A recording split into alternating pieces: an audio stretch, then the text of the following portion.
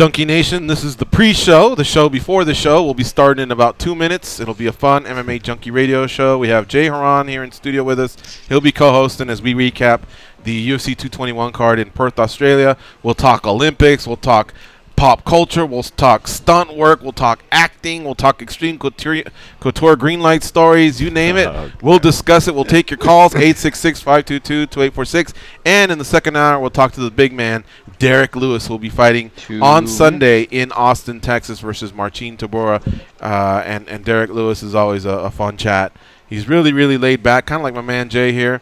But when he gets going, he's a crack up. And I always tell people, that dude is funny. Get at him on social media. I think his Instagram should be the same as his Twitter. His Instagram, let me see, his Twitter is @thebeast_UFC. But get it.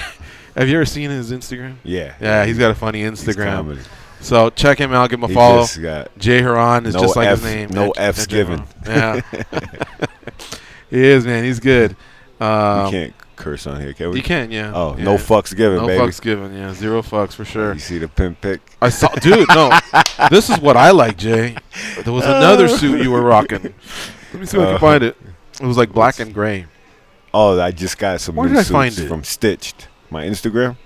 Maybe it was your Instagram. Yeah. Yeah, okay, yeah, so let me look for a tweet. They just laced me up, man. Woo. Nice. I'm ready for the red carpet. Stepping up my oh, okay, here we go. Yeah.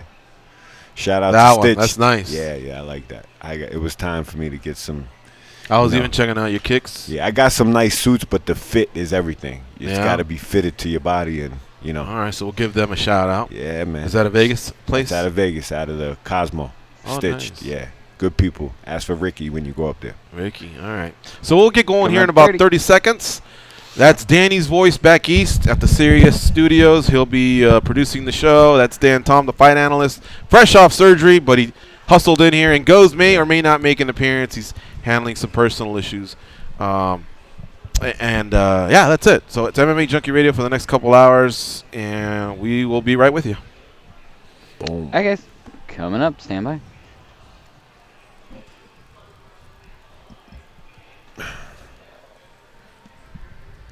I love this stuff.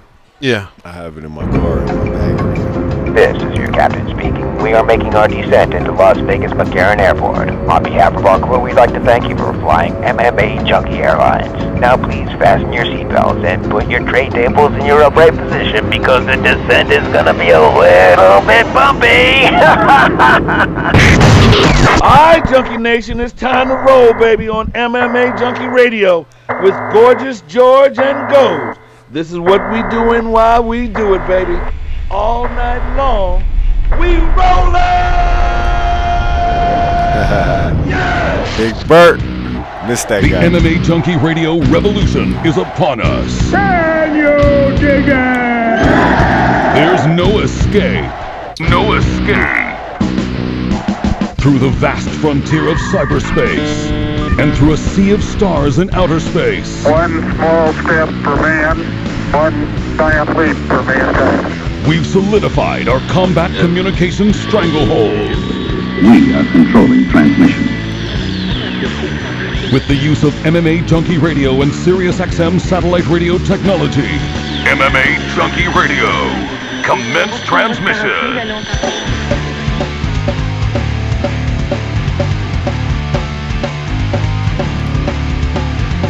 Live from MMA Junkie Radio HQ in the fight capital of the world, Las Vegas, Nevada. Here are your hosts, Gorgeous George and Goes. From the fight capital of the world inside the beautiful Mandalay Bay Racing Sportsbook, you are listening to the MMA Junkie Radio Show, the only show that matters. I'm your host, Gorgeous George. With me, as always, is Danny, the producer. He's back east. Goes may filter in or out. We'll get to that in just a second. Dan Tom, the latest addition to the show. He's the fight analyst, fresh off surgery. Don't make him laugh. He had that hernia thing going on, so we can't be cracking jokes. We can't be too funny. And, of course, our co-host for the day, Jay Hieron, retired MMA fighter. He made that clear about 10 minutes ago when I was posing my what-if questions. But he is now currently acting and doing stunt work and still training over at Extreme Couture. Yes, good to have you back, Jay. Thank you. How you doing? Good? Great. All right. How was your weekend? Weekend was good. Yeah. All right. Dan, you guys good? Good, man. Happy to be here. Happy to be here. Dan's powering through. Danny, how was your weekend? Any concerts? Actually, no. It's No? just kind of a relaxed weekend. I have a bunch of shows coming up after this weekend, though. Yeah, you gonna be diving off the stage and shit. Hopefully. Danny's a lead singer of a punk band. What is it? Oh, Punk really? and what? Punk and rock? Pop punk. Pop punk. There you go. So Nice. he gets down on weekends, has his groupies and shit. Yeah. All right, here we are on a Monday. It is February 12th, and UFC 221. It took place on Saturday with a card that on paper, when you looked at it, you said, well, I don't know if I'm exactly running to go pay for it. We heard the criticism throughout the week, and you're more than entitled to them, all right? On paper, it wasn't as strong as other offerings that the UFC has made. Now, that said, if you don't pay, you don't get to watch. And those that did pay got some really good fights. So, you also have to come back and go, it didn't look good on paper, but I had a fun night of fights. I was entertained.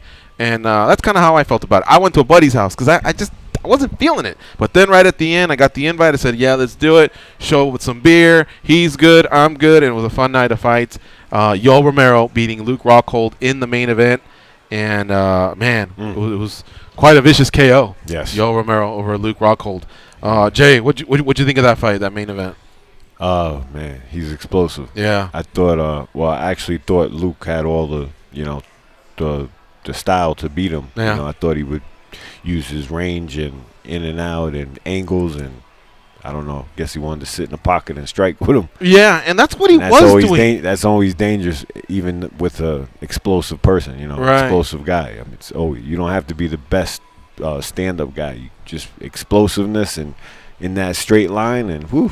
Well, Romero was windmilling. He looked like somebody in right field trying to throw someone out at home, and he was missing. So Luke was using the spacing correctly. Yeah. He was establishing a jab, a nice 1-2. He was mixing up some kicks. Yoel thought his leg was broken from a couple of those lower leg kicks that Luke was throwing. Is his leg broken? No. He thought so when he did an interview later on with Fox Sports, but then the managers followed him to the hospital, and luckily the leg's not broken. Oh, wow. Which bodes well for the eventual title fight versus Robert Whittaker, because that's what he did earn according to Dana White, who spoke to ESPN.com's Brett Okamoto.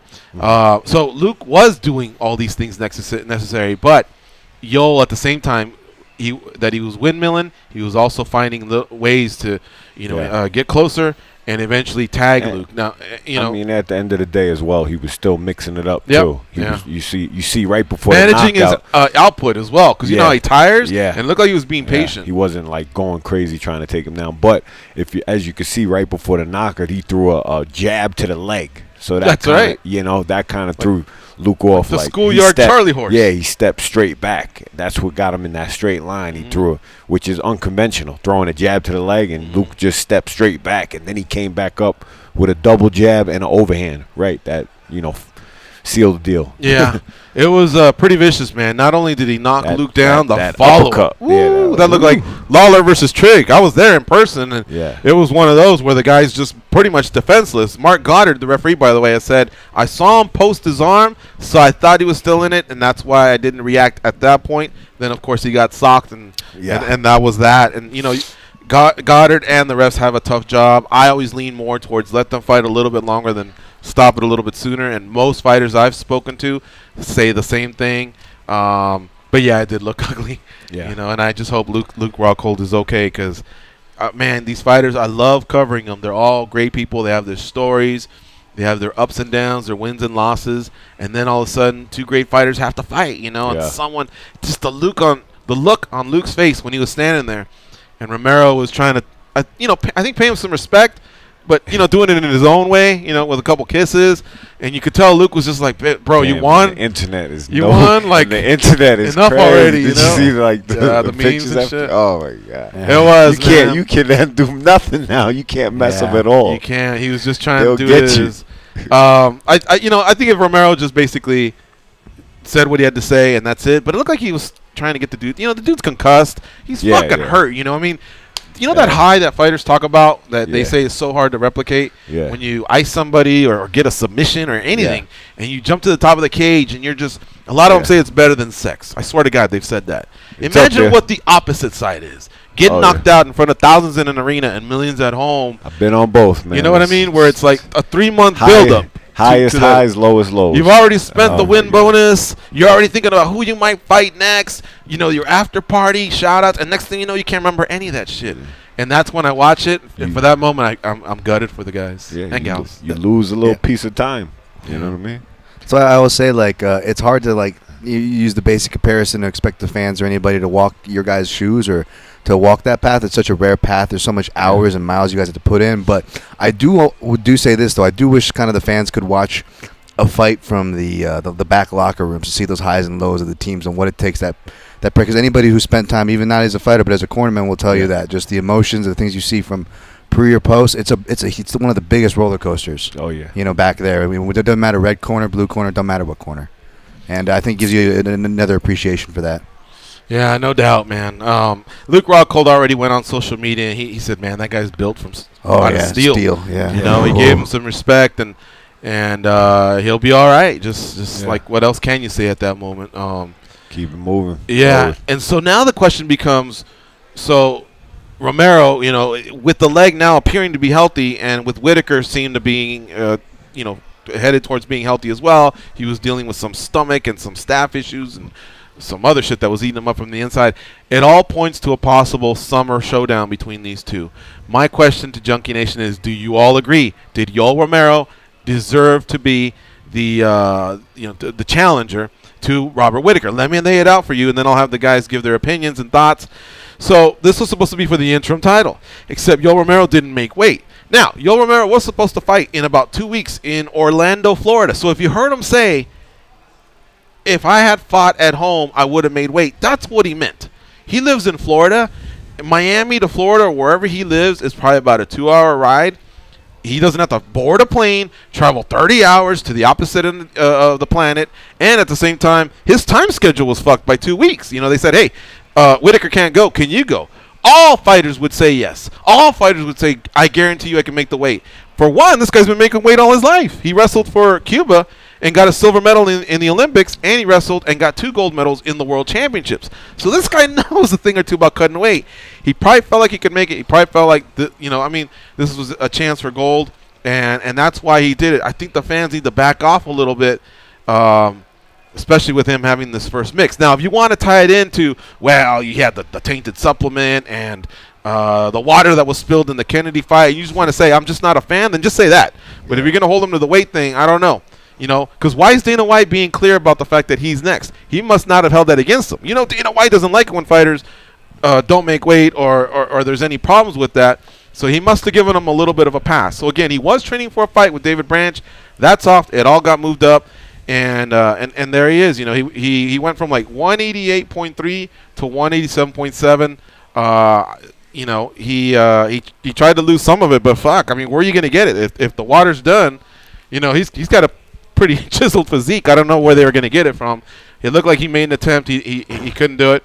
So that's why he didn't win a belt on Saturday. Now, I know there's some others going, but we just saw that. We saw it last summer, and Whitaker won, and that's why he's now the champ, because GSP beat Bisping and vacated, so Whitaker got promoted from interim to undisputed. So why do we want to see it again? I get you. Some are saying Jacare. Now, Jacare only lost to Whitaker 3 months before that, and Jacare got finished. Romero didn't.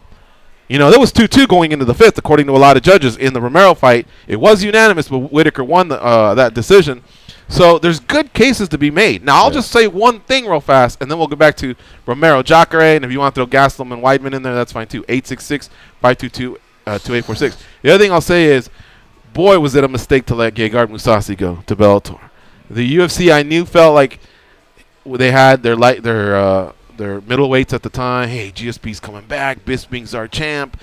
Anderson, you know, he hadn't popped yet, so he's still got a few miles left. Vitor's got a fight or 2 left.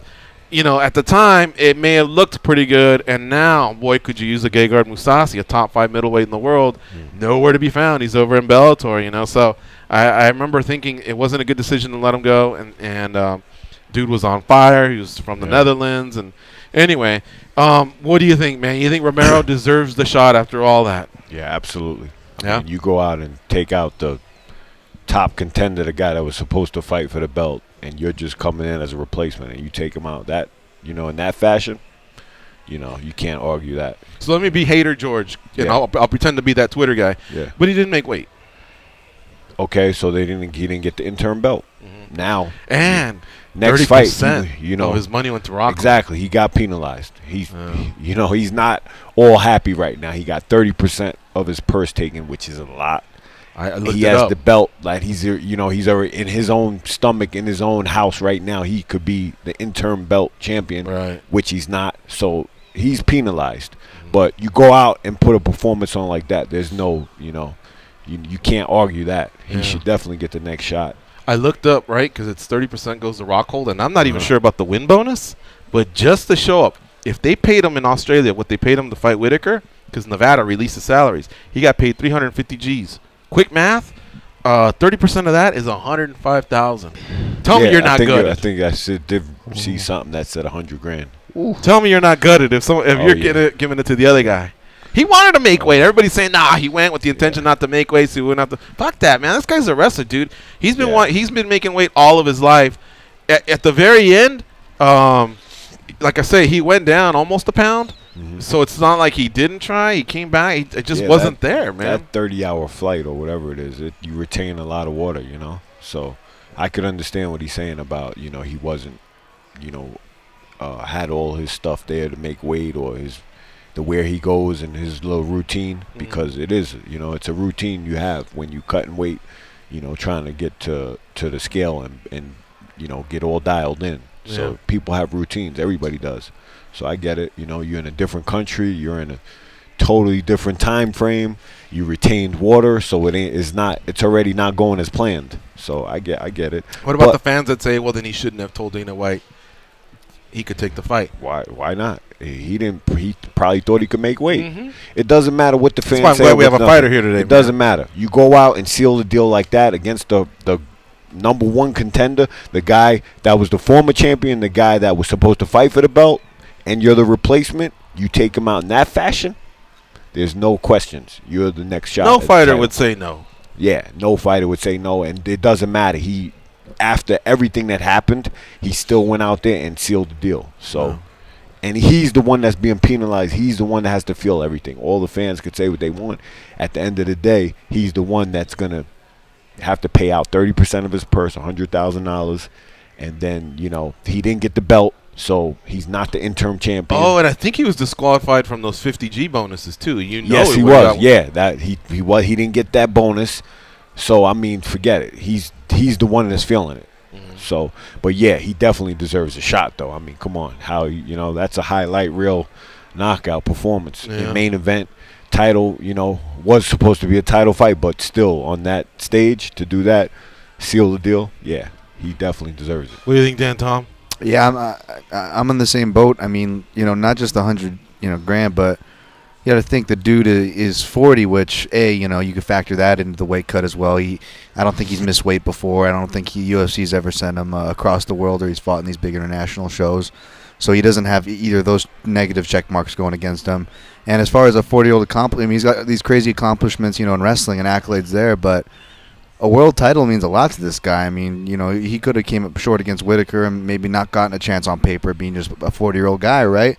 He gets his other chance here, and now he doesn't, get that belt. I mean, even an interim belt, as much as we talk, crap on it in today's climate, I think that would have meant a lot for him. I think this guy, he thought he could have made weight.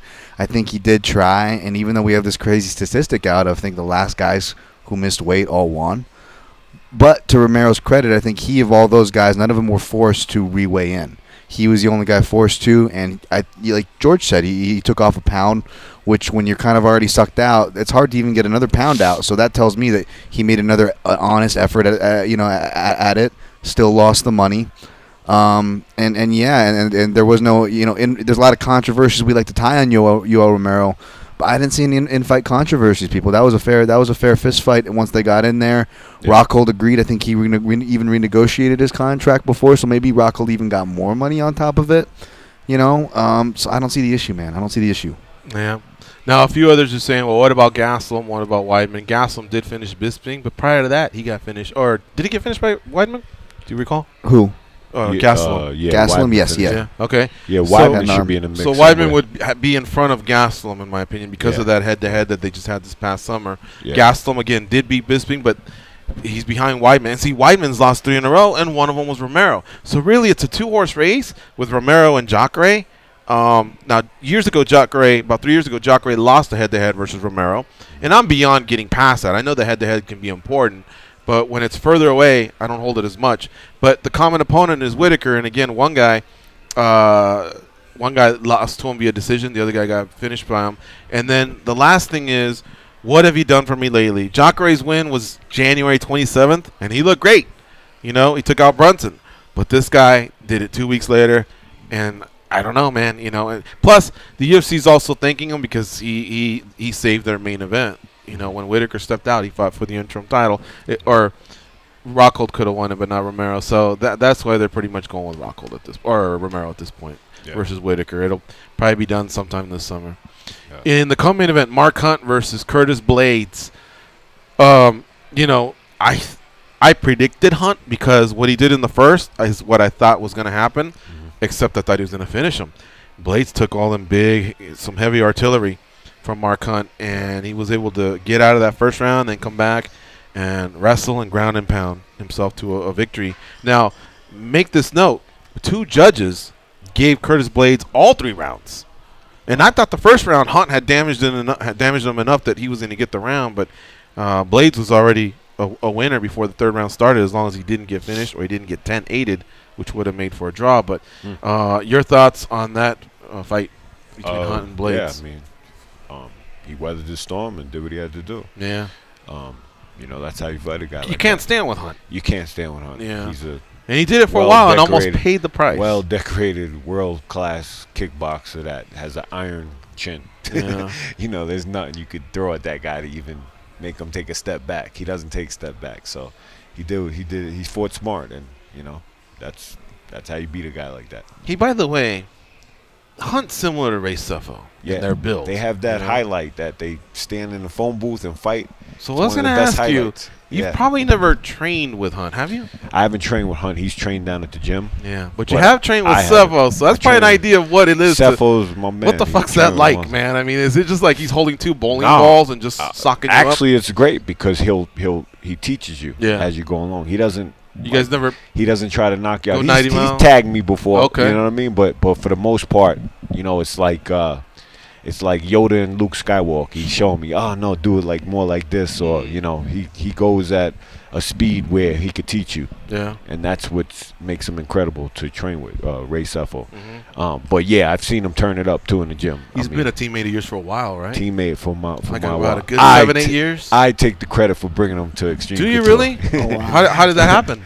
Well, I've known Ray Seffo since he fought before he fought Marvin Eastman in the K1 out here. Remember that? Okay, yeah. At the Mirage or something like that? Yeah, the whole melee after and stuff. And we had a common trainer. Like I trained with One Kick Nick. Yeah. And he used to come down to the gym and train there a little bit. But anyway, long story short, I was always telling Ray, hey, Ray, come down to Extreme Couture. Yeah, I'll come down. He was already traveling a lot back and forth to Japan. He was under contract with K1. And then he had Big Jan out here. He was training for a fight. Jan is like 6'8", 6'9", big dude from South Africa. Anyway, I caught him in Teriyaki Madness, little chicken spot out here. I'm like, Ray, you gotta come. You gotta come to Extreme Couture. Just come check it out. And he came one day, and that was it. That was, you know, after that, that's his home. Wow. But I take what was credit. That, like 10 years ago or something? 8 years ago? Oh yeah, long time. 2000. Hey, you know I like hearing the street fight stories. Tell me what happened at the Mirage. I don't remember that. Mirage. Something about, you said fisticuffs. That's the K1 show. Oh, with after the bell, it was Marvin Eastman and Ray Seffo. They had a professional fight, kickboxing fight. And for some reason, I don't know the exact thing. You could look it up, but something happened, and after they stopped the fight, I guess prematurely, Ray Seffo won. He was definitely winning the fight anyway, but I guess Ray went to shake Marvin Eastman's hand, and Marvin wasn't having none of it. And hey man, it just went down after that. Ray's like, okay, you want to go? You want to go again? Ray has that in him. You know, he's like he don't play that stuff either. So. Did Eastman just wave him off, or was it like confrontational? Yeah, it was confrontation. Oh, they shit. started swinging after the bell, and the corners jump in. Ray had all these goons jump in from New Zealand. His brother. Those boys like to fight. They're Samoan. They got that Samoan blood. If you ever were you a fan, or were you in the corner too? No. I wasn't. Yeah, I was a fan. Okay. I'm watching. This is when K1 was popping. Right. So I was loving it. You know, I'm like, oh, it's going down. And Ray, they're swinging in there after the bell. It's melee. Was One Kick Nick in there too? I'm not sure if One Kick Nick was in there, but he was definitely at the event. Wow. I was training with One Kick then. How do you stop those guys from fighting, right? It's Yeah, like, it's man, crazy. you just let security handle that one. Security, cops jumped in. I mean, they had it. It was crazy. Yeah. But I'll have to ask Ray about that one, because every time he comes in, he's always good for a story. He's got tons of them. Yeah, you know what I mean? Yeah, ask him about that. Nicest guy in the world, but it does seem like super humble, dude, man. He Great can guy. turn it like that, and when he has to, you know. Yeah, he's a fighter at the end of the day. At World Series back down. of fighting, he's the president, and this was the night that Paul Harris was thumbing Jake Shields in the eye, and then the Diaz brothers were fighting the Russians in the audience. And there's a video out there of one of the guys in Nick's crew. He's an MMA fighter. I've seen him around. Martin, I forget what his last name is. But they're always together.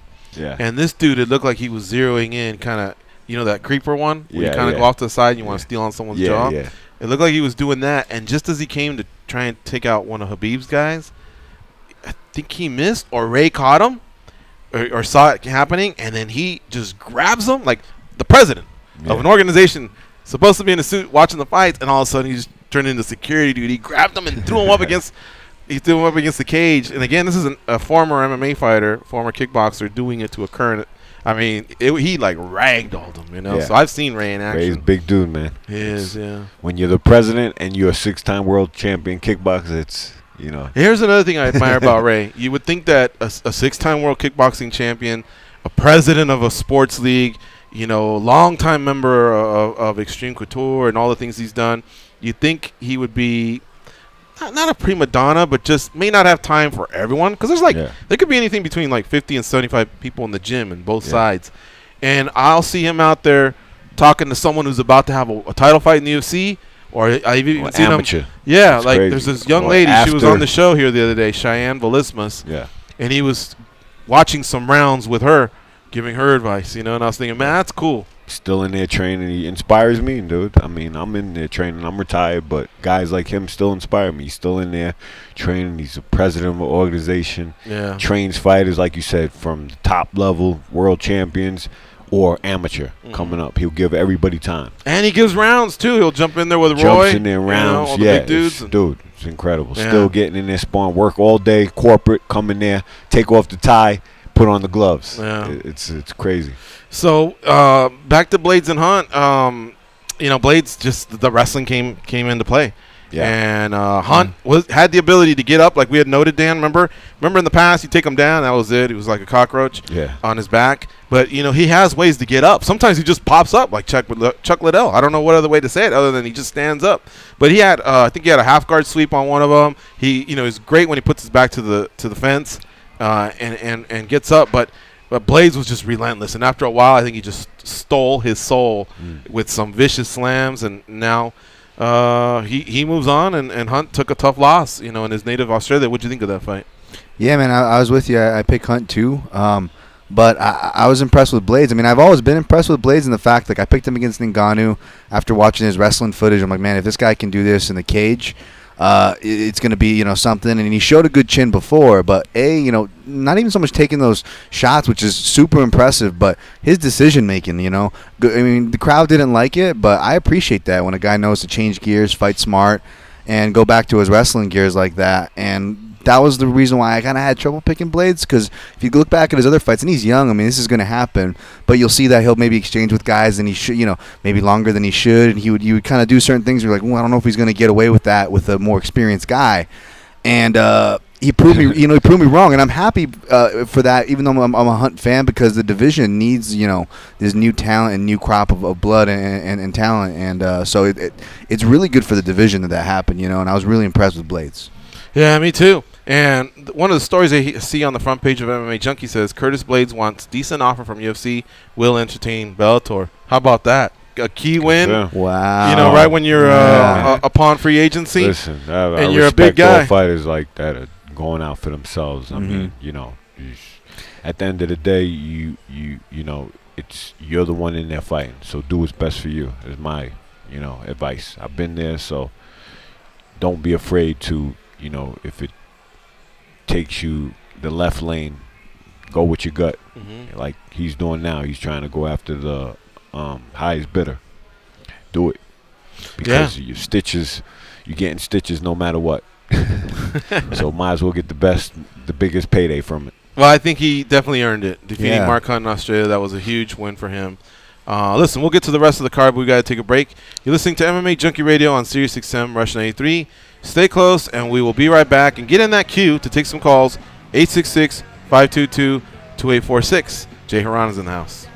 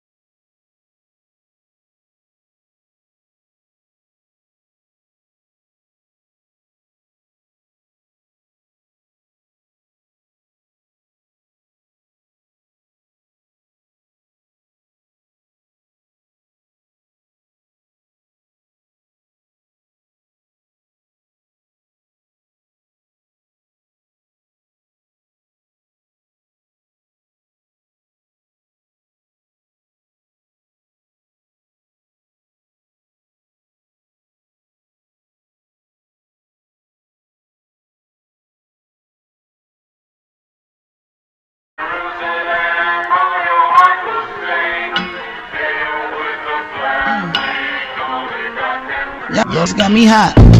Charm, compassion, common sense. These guys have none of that. You listen to them, so you're no better. I am awesome, though. They are Gorgeous George and Goes. It's the Impossible Springsteen ticket, and we're giving them away to SiriusXM subscribers. SiriusXM's E Street Radio is filling all the seats for the March 14th performance of Springsteen on Broadway. Grand prize winners will get air, hotel, and tickets to this exclusive show. For official rules and to enter, go to SiriusXM.com/Springsteen. No additional purchase is necessary.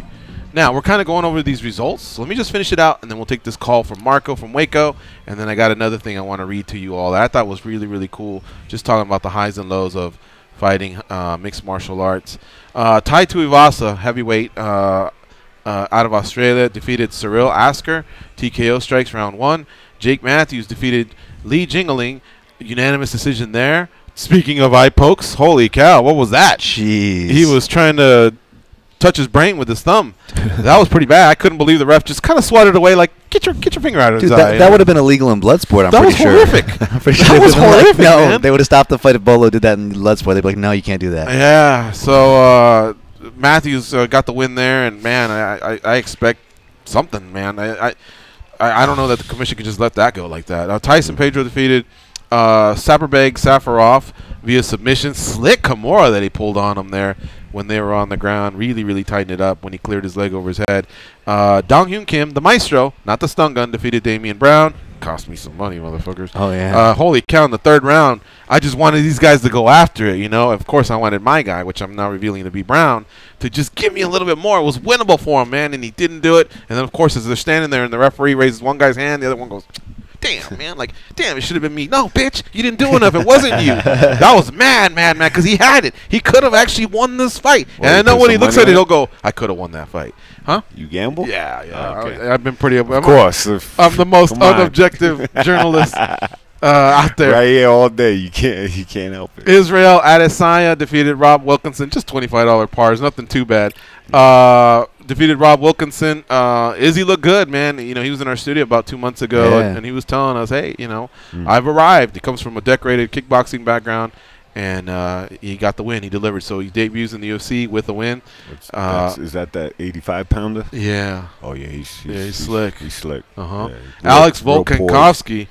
Wait, did I say that? Volkanovski defeated Jeremy Kennedy. 17-1 now. 4-0 in the UFC. Dude, strong as a fucking ox. And did you see that ground and pound? What weight is he? 45? 45, but he's fought 55 up to 70, and he can make like 35. Like he's shorter than most of these cats at 45, but he's just made strong. A statement. What's his style? Just straight up. He grew up wrestling, but he also was a rugby guy, so I guess he just embraced that short stout frame from a young age and just rolls with it. He's just got fibers upon fibers. He's got like a tree stump type body. Yeah. Maybe not like a Pahara's body, but still, you know. That Khabib style? A little bit, yeah. And then when he gets down on you, I mean, he throws hard.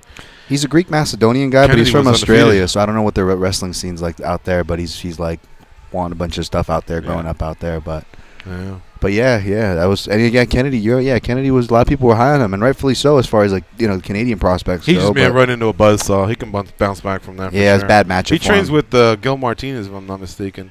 Jussier Formiga defeated Ben Nguyen. Got the submission, but what led to it was that spinning. They're calling it a back fist, which I understand. It's the back fist variety. Usually is the one that's clipping somebody, but it looked like the elbow was more of what caught Ben Nguyen, and then it knocked Nguyen down, and then Formiga, who's a great submission expert, went down there and got the choke. But man, Nguyen was hanging tough, and a very winnable fight for Nguyen. But you got to give credit to Formiga. Ross Pearson, Jose Quinones, and Luke Jumeau also got wins. Let's take this call, and then we'll circle back with your results, and I'll get into bonuses, gate, attendance, all that shit. Marco from Waco, Texas. What's up, Marco? From Waco, ¿qué pasa, dudes? ¿Qué pasa, man? Marco. ¿Qué pasa? Hey, let me unpack, because I love to unpack from this car, man. So Israel Adesanya, that guy looks slick. I'm gonna keep an eye on him, because holy shit, that kid lives on the metros where he gets going, dude. Yeah. And I love the call out, man. He's the new dog in town, and he just pissed all over that cage. Yeah. I'm laughing my ass out. Tiavasi, and Curtis Blaydes, man. We need new blood on the heavyweight division, and Dave Budd looked good, man. I told you, man, Hano just try with wrestlers. Brock Lesnar, Stipe, Shawn McCorkle, shit. You know, I pay my Juco national champion on that one. But when it comes to Romero, dude, I mean, this is the 5th guy in the UFC that he freaking knocked out on the 3rd. And at Bronson, Kennedy, Machida, Wyman, and now Rockhold, all knockouts in the 3rd round. What is it with this dude and knocking you in the 3rd round, man? Holy shit. He the last few fights he's been fighting 5-round fights because he's been headlining. And, yeah, 3 of those guys are former champions. It's, you know, very impressive. Rockhold, Machida, and Weidman, like you mentioned.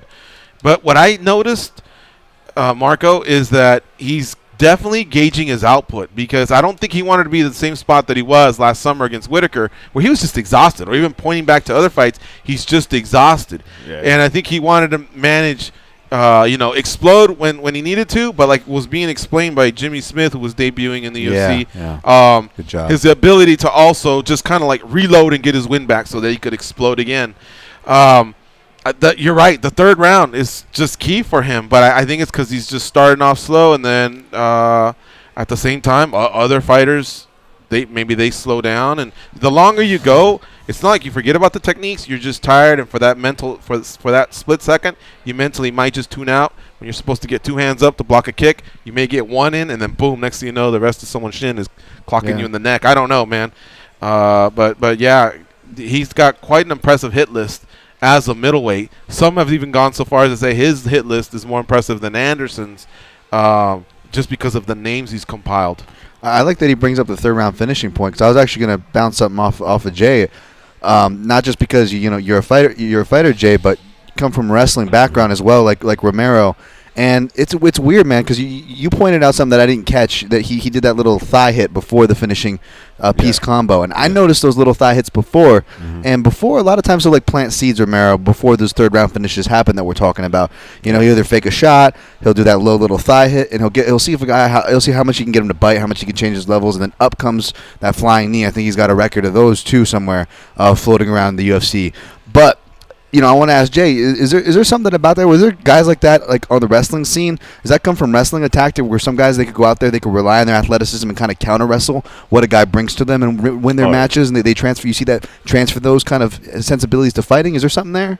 I mean, I've seen wrestlers like that. Not too many that could transfer it over. A few that, you know, you can't just bring exactly that wrestling. You got to, you know, kind of strip it and bring stuff in. You know, he's an explosive guy, so of course he brought that in. Right. And that works for him. You know, whereas some guys can't bring that explosive. They got to tone that explosiveness down to be better somewhere else. You know, he was able to bring his explosiveness in, and like George was just saying, he's learning more about it. He's being more relaxed and exploding when he needs to. That's going to help him. That's going to make him be a way more dominant fighter. Now, are those also the guys that are kind of harder to read, guys that'll kind of let you be even with them on the scorecards before pulling away? I like to use the word opportunists. You know, they're not so much of okay, he's going to be working behind the jab, he's going to be looking for takedowns against the fence, whether he gets it or not. He's going to be putting out offense out there. He's harder to read, unconventional, the stuff he does, and then he explodes out of nowhere. He's hard to read. So just like, you know, Luke is probably one of the best stand-up guys in the UFC, and you know, he didn't read what he was doing right there. He jab to the thigh and then come back up, double jab, overhand. I mean, that's not conventional. Yeah. You don't do that in the gym. Your trainer's not throwing that at you, or your sparring partners aren't really throwing that at you. And then how he explodes off of that is just a whole nother level. Wow. Marco, do you agree with Romero next for Whitaker? Yeah, I got no problem with Romero being next for Whitaker. Dude, the guy earned it. And we need headliners for the May or June card. But my question now is, what do we do with Rockhold? Me, personally, maybe Derek Bronson to rebuild his confidence, or Thiago Santos to build Thiago Santos' name out of Rockhold's name. Peace out, dudes. See you, buddy. All right, so Rockhold, first of all, needs time off. Yes. Because that was a big KO. Absolutely. And if you want to apply the equation that the UFC matchmakers tend to do, they'll get guys coming off wins versus each other, and same with losses. Now, Rockhold's been a former champ, so he can fight anybody. As long as it's a big name, it usually makes sense. There's You have a trilogy versus Bisping, if you want to revisit that. Those guys do not like each other. Bisping's on his way out, and now Rockhold's out of the title picture. So if you want to do that, that works. You can't do Santos just yet, because Santos is fighting Branch in Atlantic City, if I'm not mistaken. So let's say Santos were to lose to Branch, then maybe Rockhold may take the fight, or they may make the fight because they'd both be coming off a loss. But if Branch loses, I don't know that Rockhold would want to take it because he just beat Branch about 6 months ago. And so now we start looking down, down the way a little bit, and it just doesn't make sense until some of these other fights play out. However, I will say this. He is now starting to say that eventually he's going to go to 205 and compete there. And I think with DC moving up to fight Stipe, he'll probably wait and see what happens there. I think DC could possibly continue fighting if he beats Stipe and Kane's not ready to come back. But if Kane's ready to come back and maybe just DC leaves, I don't know, or retires, then maybe that's where Rockhold moves up to 205. Either way, even if he moved up while DC's there, they wouldn't fight each other. I think they've all been pretty clear that they're just not going to do it, but that's another option for him. All right, let's do one more call here. Nick Abbott from the Northwest. What's up, Nick? How you doing? Hey, not much. How are you? Good. Hey, Mr. Hieron, thank you for coming in studio today. I'm at work. I'm not listening, but I got a question to ask, and I hope it hasn't been asked. I listen to a lot of MMA podcasts, and last week in the Valentino fight, after the first round, she came in and she says, "Put the ice on my knee," and the big uproar about when that fight was stopped. And I thought she got clipped pretty hard early on in that fight, first or second exchange. How would everyone feel if she would have came in and said, "Hey, put that ice on my head, I got concussed"?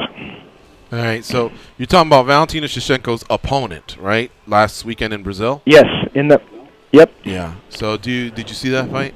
The one with highlights. Machida and Eric Anders in the co-main. Yeah, Valentina obliterated the other guy. And Yamasaki let that fight go on. Okay. So he's saying, because in the first round, the young lady came and said, "There's something wrong with my knee." The corner told her, "You got to power through it." Sent her back out, to get slaughtered. She said, I believe she said, "Put the ice on my knee." Yeah. So he's saying, What's the question? what if she had come back and said, "Put the ice on my head, I think I'm concussed." How do you feel about that? As a fighter, I'm always, as a fighter, you don't give up. So what's wrong with that? You put the ice anywhere you want. You know what I mean? You're not really at that point thinking about. Of course she was thinking about her knee, but she probably just wanted the pain to go away a little bit. What if you and Pyle are pretty close, right? Yeah. All right, so you're cornering Pyle. Pyle comes back, says, "Put the ice on my head, I might be concussed." Yeah. I think maybe what Nick's getting at, and maybe Nick can jump in if I'm wrong, is as a cornerman, what kind of responsibilities do you have to look after your guy? Because he's not stopping. You guys are fighting. At some point, would you go, "Hey, maybe it's not best I send you back out there," or Yeah. That's a job of a cornerman too, to look over their fight. It was still early, in the fight, coming out of the first round.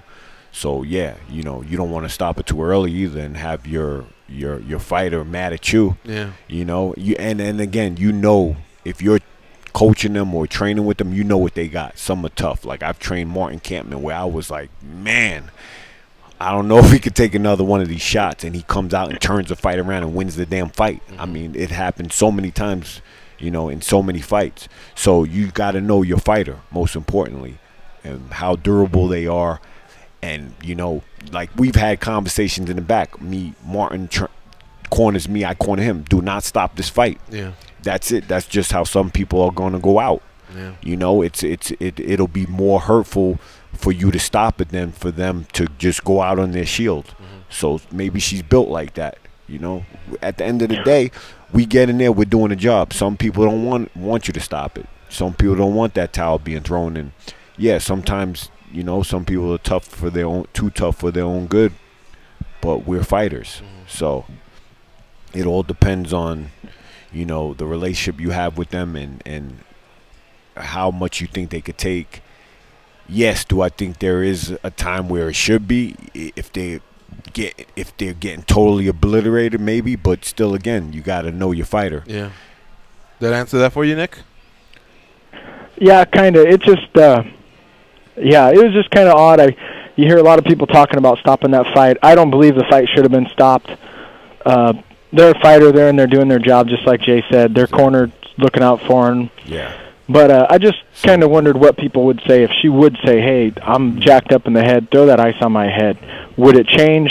Would people not be as upset? Would they be more upset? Okay. So, yeah, just a question I hadn't heard asked. Hey, thanks. Thanks, Bye. Nick. Good to hear from you. You know, it's funny because in the NFL now, you have concussion protocol. Yeah. Right? Yeah. But it's usually not the coach going, hey, get over here. We got to do concussion protocol. It's usually the ref that's going, we will now lead you to the sideline, and you got to do it, whether you want to do it or your coach wants to do it. Because in the past, a coach would tell you, shake it off, get back in there. Or you'd say, hey, just give me some water. I'm seeing stars, but I'll get back in there. Now it's the NFL takes control. So the only thing I can think of is if she said that out loud and the commission officials there, maybe they may have some say. Or if a doctor was already in there to check it and overheard it, because concussions are a pretty serious thing. No, but coach and athlete, I just don't see them. And a fighter at that point in time, in that moment, is not going to know if they're concussed or not. Never. Yeah. They just going to know. They think they got hit hard. Yeah. If you're in that fight, if you're in that cage, you're a fighter. Yeah. You're not going to know that you're concussed. You're going to be like, all right, you're going to try to. Everything you're doing is trying to recover, trying to breathe, trying to get your senses together. You might have got hit hard, but you're not know right then and there you're concussed. You might have got hit really hard and you're like out of it a little bit, but you don't know you're concussed. Hey, you don't even know in a training session sometimes. If you're saying I'm concussed right now, you're not. You shouldn't be in there because you're not. You shouldn't be a prize fighter. I'm telling you right now, you get concussed all the time in fighting. All right, the nature of the business. 12,437 were in attendance in Perth, Australia, for a total gate of 2,810,520. Now those are Australian dollars. I think in American dollars it was like $300. Just messing. And then the bonuses went to Jake Matthews and Lee Jingling. They shared fight of the night, and the performance of the night went to Israel Adinsaya and Jussier Formiga. All right, we're going to take another break. You're listening to MMA Junkie Radio on SiriusXM. Rush 93 with Jay Hieron in the house. When we come back, I want to read you guys some really kind words, some respect, some knowledge being kicked by old Alistair Overeem towards Luke Rockhold and Yoel Romero. And at the same time, it's a nice message, I think, for a lot of MMA fans to hear. And I'll read you that when we come back.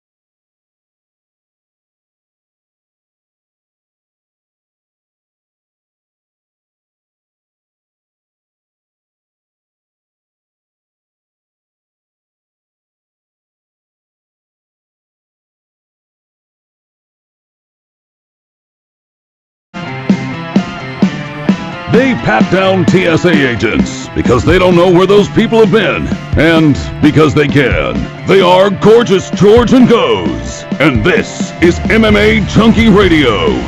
Start your day with SiriusXM. Enable the SiriusXM skill on your Amazon device and then tell Alexa to set an alarm for your favorite channel, and you'll wake up to the sounds of SiriusXM. With SiriusXM and Alexa, you can get the latest sports news each morning without picking up your phone or turning on the TV. Check this out. I thought this was cool to see, man. And it ties in with our website, MMA Junkie. You know, we had taken a picture of Luke Rockhold post-fight. He's still in the cage, and he just has that look, man, of disappointment. There's still blood trickling down from his mouth. But that was the picture he put up where he tells Yoel, respect to Yoel, that man is made out of steel. Well, Alistair used that picture to send a message, and he says, this is from Alistair Overeem. He says, this is who, by the way, just got annihilated in Detroit about a month and a half ago. He says, excuse me, this is by far the toughest, but yet the most beautiful sport in the world. No teammate to pass, no substitutes, no halftime shows, and when things are going south, you deal with it quick before it's over. Sometimes it's just over. You wake up and it's all over. This is one of the reasons why I and most of you love this game. Double or quits, heaven or hell, sink or swim, plain and simple. Congrats to Yoel Romero, and much respect to Luke Rockhold, who will come back stronger than ever. Man, I thought that was pretty cool. That's awesome. Respect to the winner and loser, and just an explanation of these highs and lows and what these guys may be feeling, along with a picture there. You know, just a speaks a lot. What fighting is. It's the realest sport. You know, two men enter. You know what I mean? It could. One guy goes out in the shield, and that's what we sign up for. It's you know. And it doesn't lie. That's the thing about fighting. It doesn't lie. It shows you who's more prepared or who got old one overnight. You know what I mean? It's just you had this type of a night before, Jay.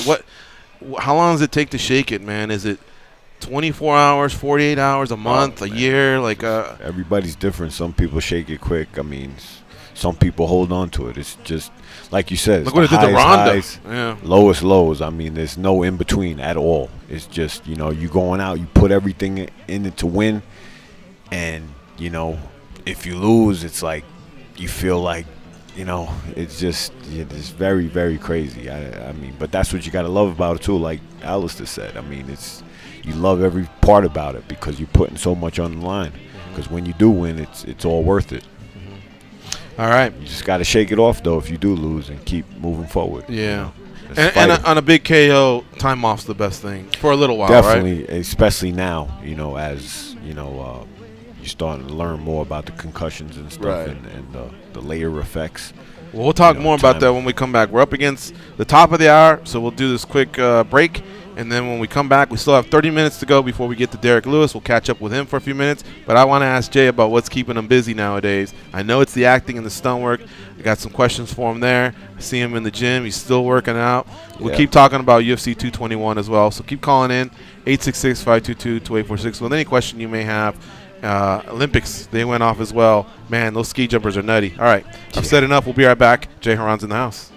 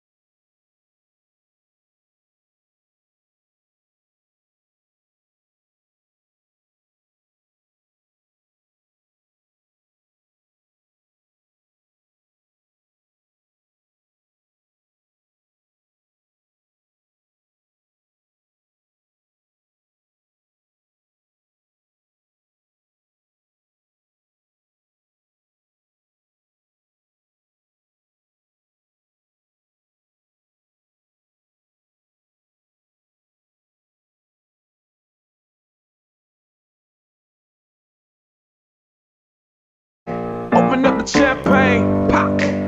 It's my house, come on, turn it up. Hear a knock on the door and the night begins. Cause we done this before, so you come on in. Make yourself at my home, tell me where you been. Pour yourself something cold, baby, cheers to this. Sometimes you gotta stay in, and you know where I live. Yeah, you know what we is. Sometimes you gotta stay in. Welcome to my house, baby, take control now. We can't even slow down. We don't have to go a while. Welcome to my house, play the music too loud. Show me what you do. All right, it's the second hour of the MMA Junkie Radio Show. Danny, who is that? Somebody already said it. Flow Rider. Okay. Oh, yeah. okay. Cool. That's Flow Rider. There you go. Yeah. I still got my brain cells. Hey, you want to take a quick guess who's leading the medal count for the Winter Olympics? So far, they have 4 gold, 1 silver, 2 bronze. It just started 2 days ago, so the numbers aren't high. But anyone want to take? You say Russia? I'll go with the Koreans. I already know the answer, so I won't say anything. Danny, how about you?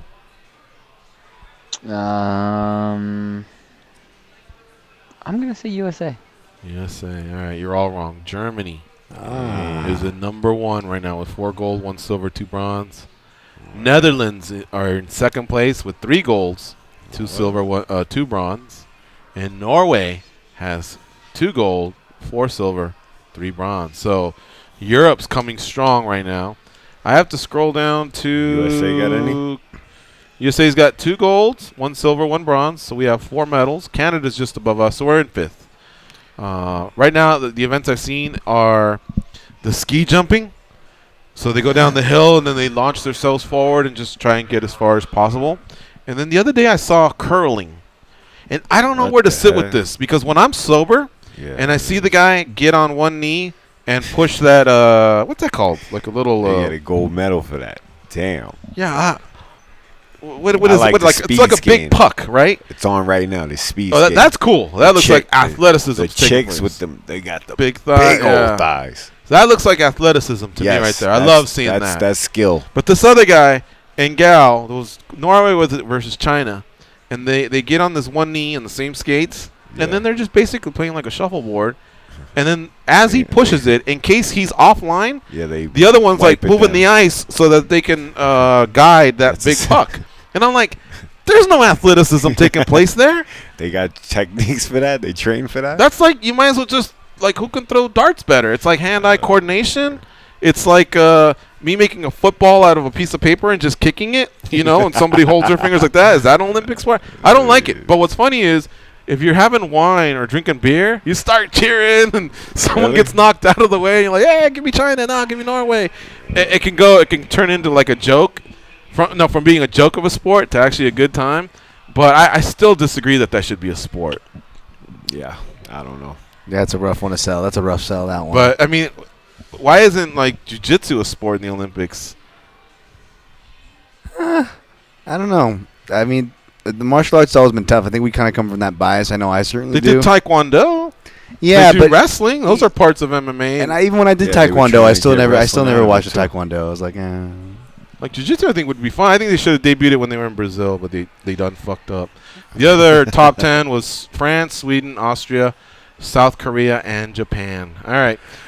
So Jay Hieron's in the house, and he's a former MMA fighter. I was very clear to go, are you sure? And he checked me right away. He's done. Then I told him, are you sure? Because bringing back Ray Suffo, he's the president of PFL, they made an announcement where in June they're going to start these $1 million tournaments in every weight class. And the winner, they play like this regular season, like 3 fights maybe, and all of a sudden there's like a playoff. It sounds to me like about 5 fights and the winner gets a check for $1 million. So I told Jago, what about PFL? Because it wouldn't just be 6 months. He'd have to start training like in April, be ready to compete in June, and then fight in the end sometime in December. Would you do something like that? He still said, no, I'm done. I'm done. Nah, I had my time fighting. It was great for me. I love it. 6 months, 5 fights, possible $1 million bucks. No, you're out. That could be time I could do something else in my new career and make something big payday. It's not about money for me. It was always about passion, and I always told myself that from early on fighting, I would never, you know, just fight for money. But I mean, if there ever was, I would fight for something like that. It'd be good. I just don't have the passion to get in the camp and do all the things that come with it. That'd be just for a check, and you know, I have to fight, you know, with my heart, you know what I mean? So I could go out. That's what I'm one thing. Every fight I fought, you know, win or lose. I would go out cold if I had to. I never gave up anything. I try not to give up a position in a fight, you know what I mean? So that's what I'm talking about, the passion when I had. So, you know, it's not there no more, and that's okay. I still love it. I love to train, but my passion is somewhere else. Now, that said, I've been rehabbing my knee a lot at Extreme Couture in the select therapy area. I see you there a lot. So you definitely haven't lost your passion for just training and being with the guys. I'm not Is dead. it a good workout, or are you still like throwing knuckles? I love to get it in there. Once in a blue, I'll bite down on my mouthpiece and get it in with the guys. Right. Got fights coming up and get a few rounds in. It's just a great workout to keep in shape. Great workout to keep in shape. I mean, of course, I have my limit. Like if a guy is 2 weeks out from a fight, you know, Uriah Hall throwing spin kicks, I'm like, yo, go with that guy. I'm good. But you know, I love it. You know, I still drill. I'll still stay in shape. I mean, it's honestly one of the best workouts you could do to stay in shape. So, you know, I still have the passion to train. I just don't want to compete and deal with the business side of it, you know. You more of an actor now or more of a stuntman, or about 50-50? What's your workload like? I mean, well, I do a lot of acting and I do my own stunts. Okay. So, you know, is that two paychecks? I'm an action guy. No. I mean, it could be in the future, you know, depending on how let's say like Leonardo DiCaprio, who probably would never do a stunt. I don't know him, but maybe I'm wrong. But let's say they go, hey, $20 million, you're the Revenant, you know, and he goes, all right. But then he has a stuntman. But if he were to say, I don't need the stuntman, I'll do his work, would he get an additional paycheck, or is that all negotiated as part of your price? Like that. But a lot of it you can't. I mean, you have to pretty much have a stunt guy, because what if you get hurt? If they're paying you $50 million and now you get hurt, now production slows down, filming slows down, now time is money. That was the issue with Jackie Chan even back in the day. He was the most notorious for doing his own stunts, but even in the early 90s, when he still wasn't that old, people, the hardcores were giving him crap, like, oh, he's not doing his own stunts anymore. They didn't understand, like, if it was up to him, he still would have. Exactly. But it's a whole new world that Jay's talking about. You know, time is money with this. They have a certain period to make the movie. And if you're going over or for some reason as the lead gets hurt, I mean, that's millions of dollars. You ever met that guy, Jackie Chan? I haven't. He's great, but I haven't met him. Okay.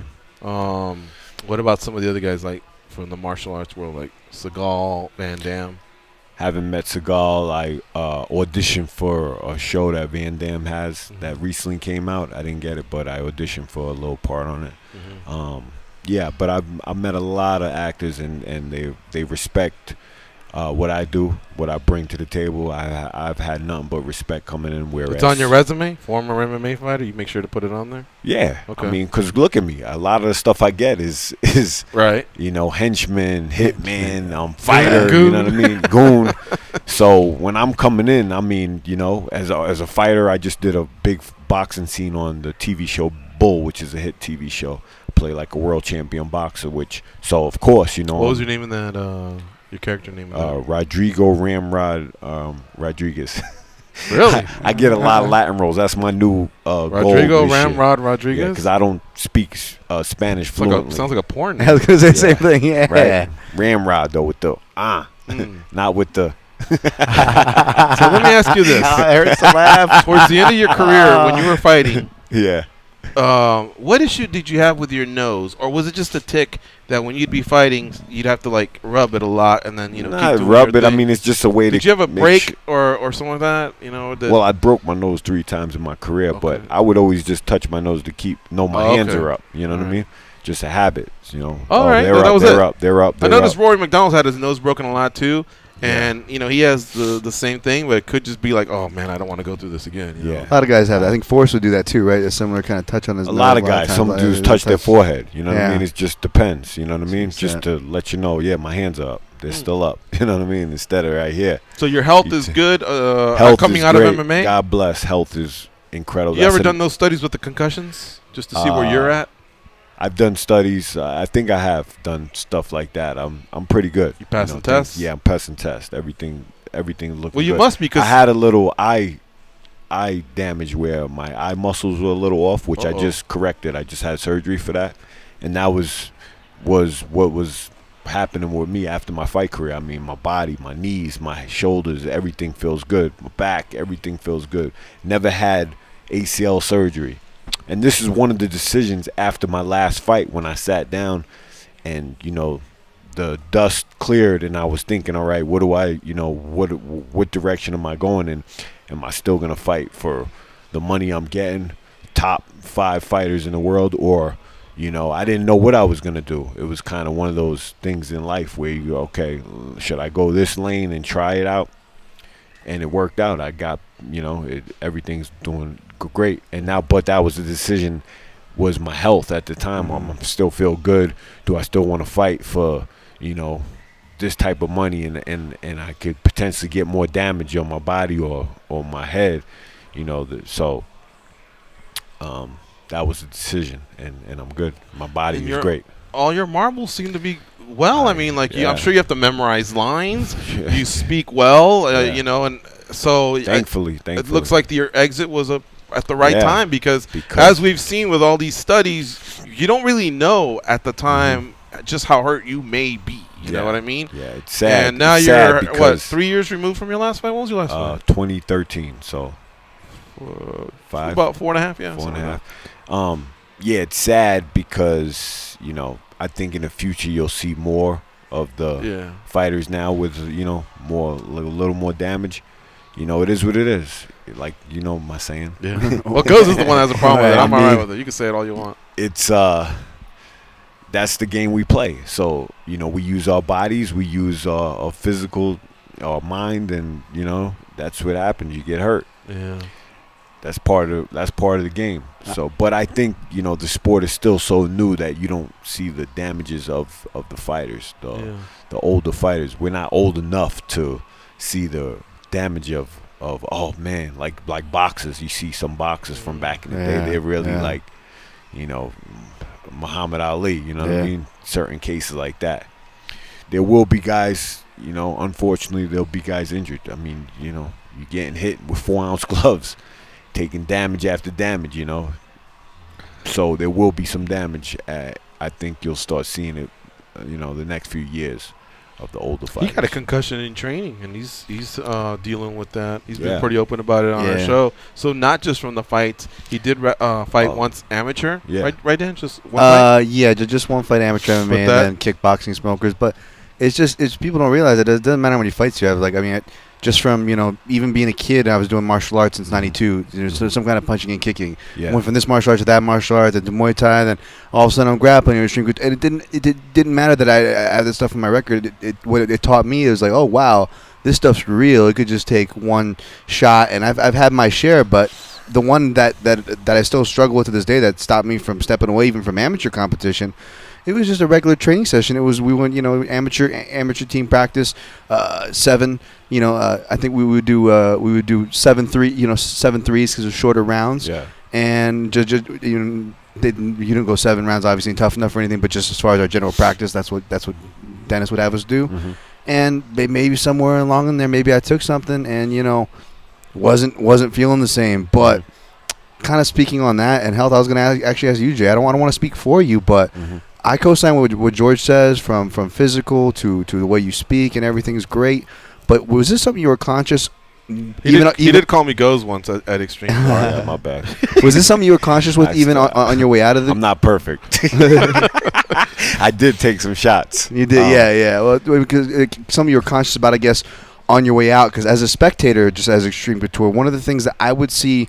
Yeah, you and Martin specifically do that. I would try to preach upon the amateur guys who most of them were always trying to take each other's heads off, and I prided myself on being a good partner and more of that role. But I would also you and Martin do kind of like, don't get me wrong, I'm sure you guys had your hard sessions too, but you guys would have these like slow sessions where you get the full MMA gloves and you guys would flow. You would flow on the feet and the ground. It was really smart. Later in my career, dude. I can't tell you when I a lot of the years I was training, I left a lot in the gym. Yeah. I would spar heavyweights. I remember getting clocked by Vanderlei. I would spar Forrest Griffin. I mean, these are guys 30 pounds heavier than me. I didn't, you know what I mean? I would go in there and just go to war. So yeah, I mean now, it's not about getting all the damage in training. If I could tell any advice to any up and coming fighter, stay more drilling and definitely get it in and feel how it's going to feel to fight, but just be conscious of the damage you're getting in training, because that could take miles off you. It's like a car. You put miles on yourself. Miles are miles, right? Yeah, so just definitely save it more for the fight rather than training, which I did a lot of. I put so much in training that, I got concussed in training a lot, so I mean, but that was my journey, I kind of put my wrestling on it. I thought, I got to train just as hard as I'm going to fight, right? But I learned down the road that, okay, I could train smarter, not harder. And I remember going into my final fight in Bellator, the finals, against Rick Horn. I had a concussion and broken nose going into the fight. God damn. It was the hardest thing I did was that tournament. Those 30-day tournaments? Yes. It was one of the hardest things I did. Going into the going fight? In. Not out of the fight. The semifinal fight, I broke my nose and had a concussion. I remember feeling like I was underwater when I was laying down, like training camp up until the fight. So first time I got back in training, me being me, I'm like, I gotta spar. I can't not spar for my final fight. This is for all the marbles. This is for the big money. When you faced Askren? No, this is the fight to win to face Askren. It's the final fight in the tournament. Yeah. And I would the fight I had, the semifinals, I got a broken nose, concussion, and I was laying down, feeling like I was underwater, and and I was like, I gotta spar. I can't not spar. So I was going back and forth with that decision. First day in camp, because you only had like 3 weeks till the next fight. So first day in camp, that Monday, I go in a spar, boom, jab to the nose, broke. I felt it. I'm like, I can't spar. So I just drilled the whole time up until the final fight against Horn, and that's one of the sharpest I felt, just drilling. Danny, did you do something there? Something just happened. You guys dropped for about a minute, so I had to play music, and I ran over and reconnected to you guys. Okay, we're reconnected? Super weird. Yeah, you guys are back on. Sorry about that. All right. Holy cow. And you actually just said something. Mm-hmm. You said those tournaments was one of the toughest things you did in your career? One of the toughest things I did in my career was the tournament for Bellator, because the kind of liked them.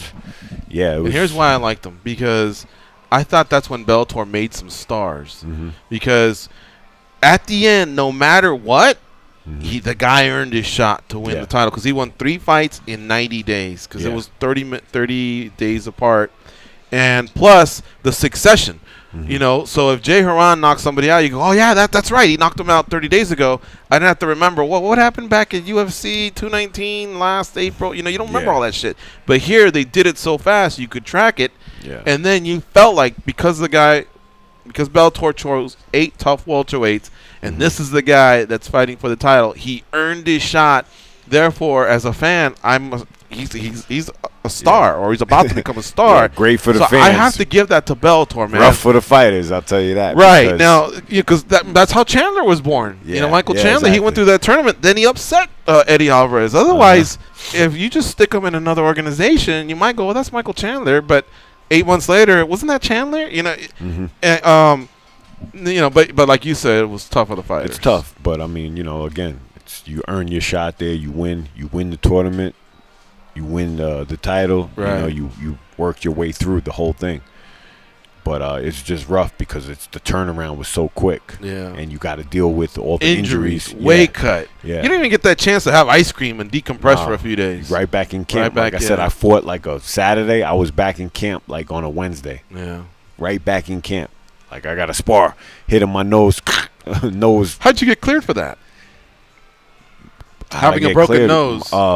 Kansas City, Missouri, or wherever it was. Just some guy said, you feeling all right? And that's about it? Yeah, it was commission where nobody's touching or nothing? Yeah. It was all good. Wow. Yeah. Goes is here. What's up, Goes? Man. Yeah. And then, of course, the Askren fight. That one was we just had Ben Askren on the other day, you know, and we were scanning through his record. You know, a lot of people, because he went 18-0. Yeah. You know, he just recently retired. But you look, and he defeated some really, really good fighters.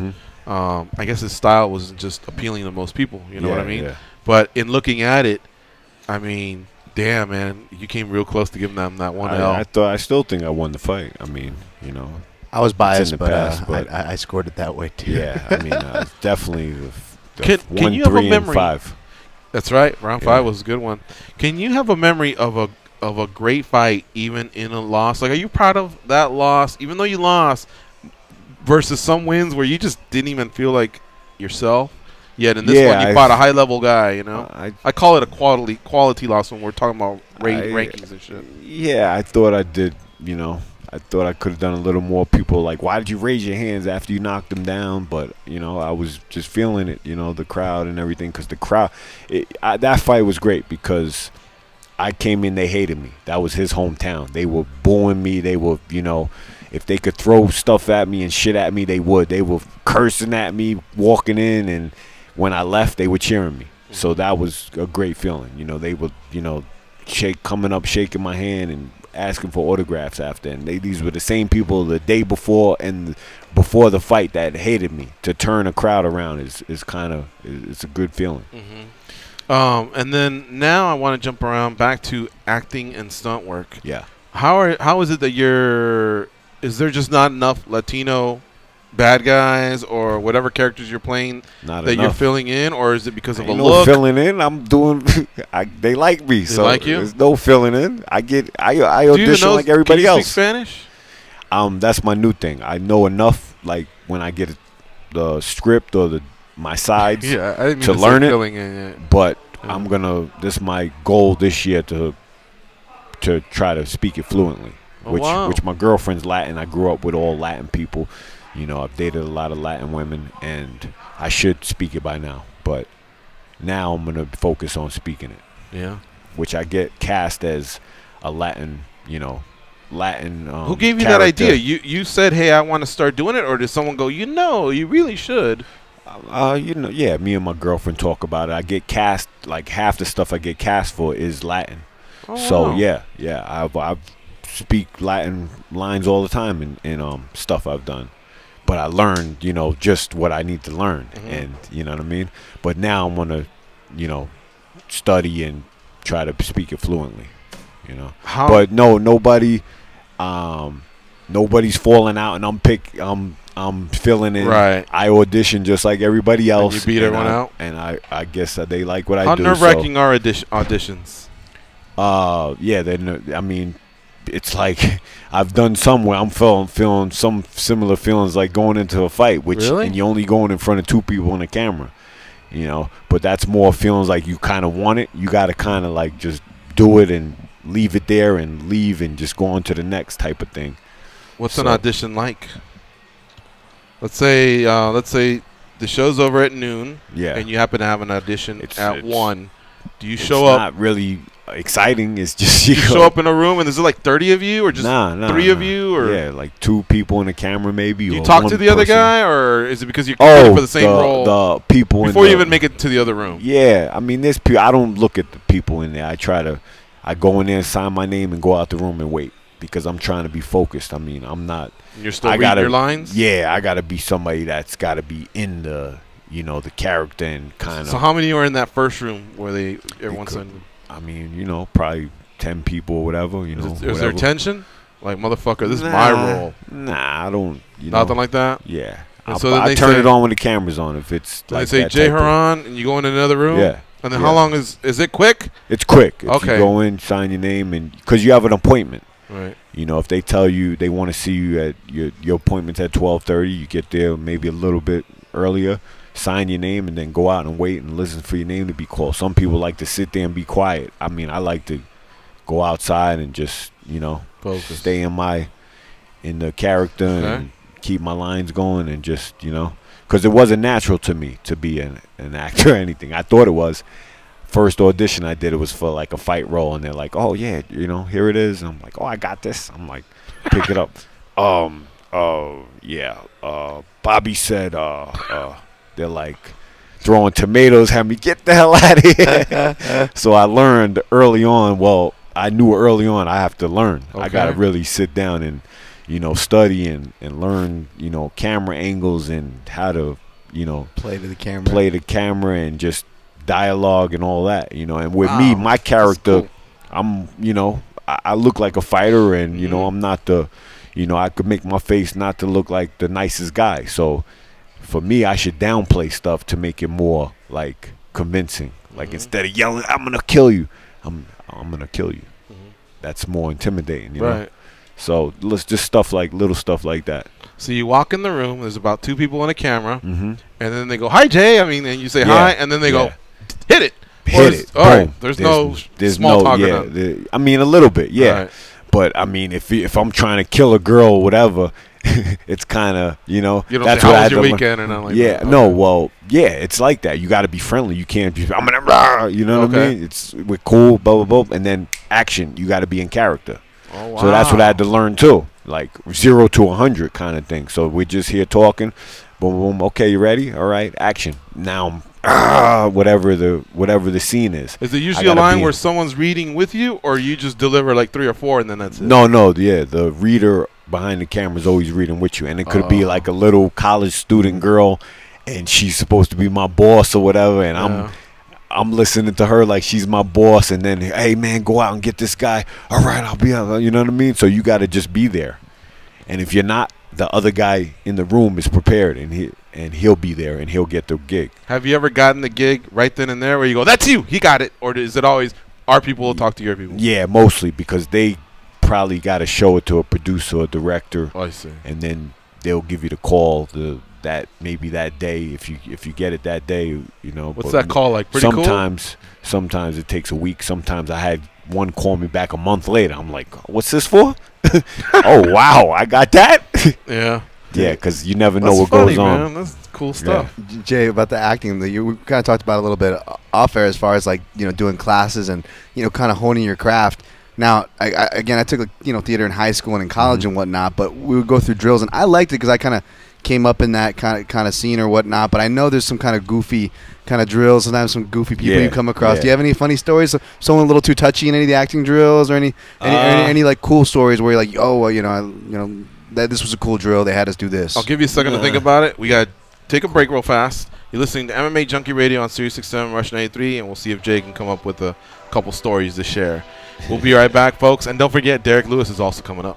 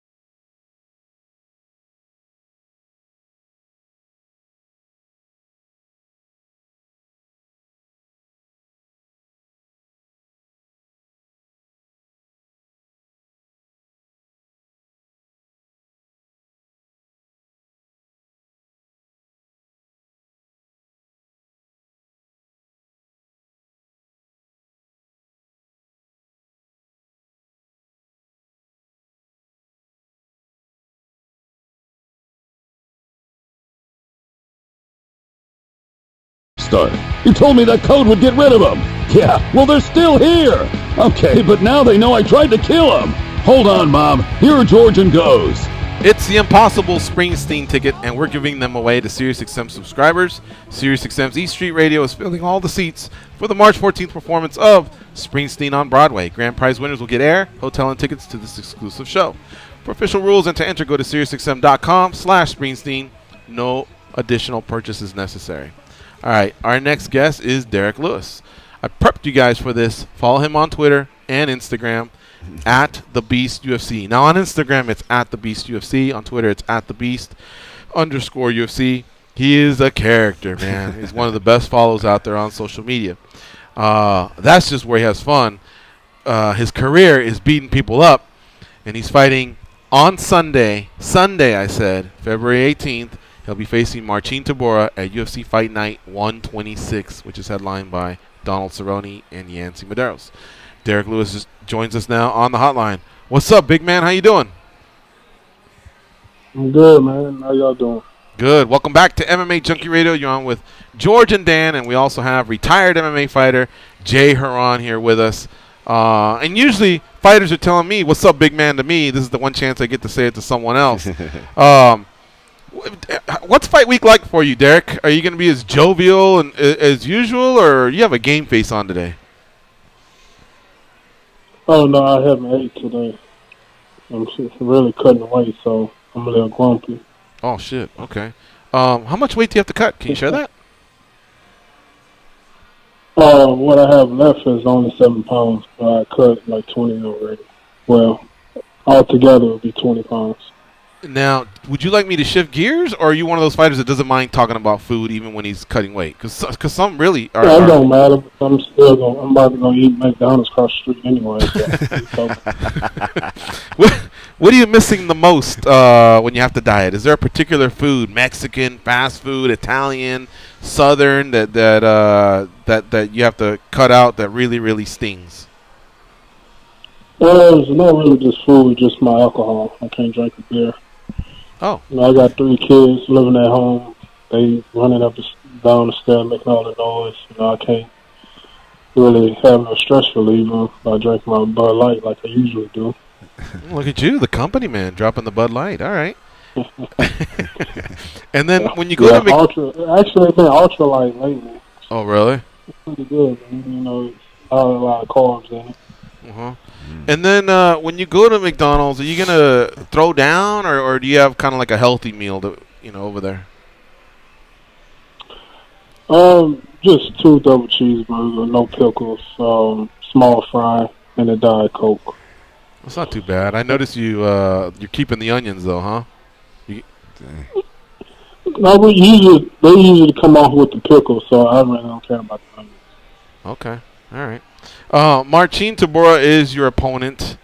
I feel like because of your win streak and your popularity, you should be past this guy. Now, you signed to fight him, and I get that. You know, you got a job to do. But are you one of them guys where you can get up for anyone, or is it the bigger names? You know, like for example, when you were supposed to fight Verdum, and you've been in there with Hunt, are they the ones that just get you a little bit more pumped up for your fights? Not really, because this heavyweight division, anybody can win. You know, it just only take one punch, so it doesn't matter if he's ranked 15 or #1 guy. You know, I take each and every fight like it's going to be my toughest opponent yet. Mm-hmm. What do you think? It doesn't matter. What do you think of the fights on Saturday? What do you think of Hunt versus Blaydes? First of all, and then I'll ask you about Tuiasa, but that co-main. I didn't watch the fight. You know, usually pay-per-view fights, I really don't order, unless, especially around fight time, I really don't go out to bars and nothing like that to go watch fights. So I don't pay for pay-per-view fights. At all? I don't know. Not even the good. Not even the good stack cards.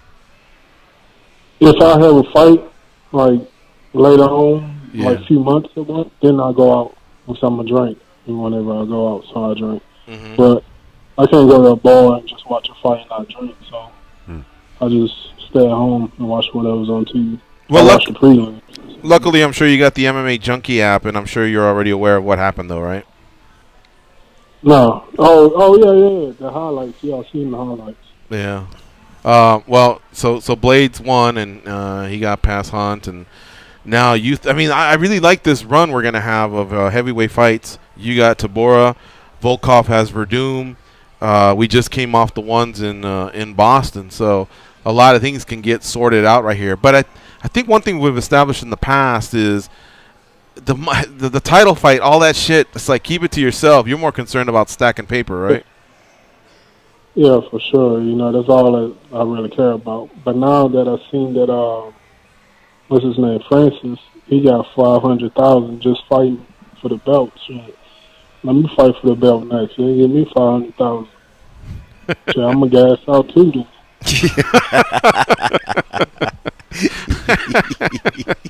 Derrick Lewis, our guest here. Guarantee 500,000. Guarantee 500,000. Shit, man, you don't have to worry about me trying to have a full camp. I'll be drinking a beer right after winning. Take it you weren't impressed, huh? No, I didn't see that fight either, but I just seen the highlights.